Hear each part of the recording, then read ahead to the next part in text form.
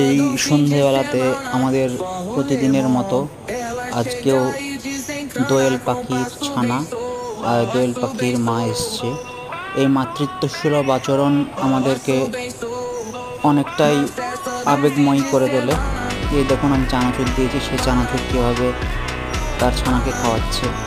এটাই সেই মাতৃত্ব, যা প্রত্যেকটা জাতির মধ্যে মাকে একটা আলাদা গুরুত্ব দেয়, আলাদা সম্মান ধরে তোলে।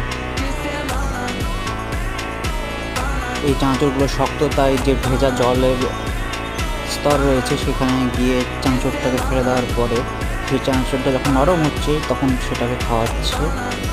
এই দোয়েল পাখিগুলো আমাদের নিত্য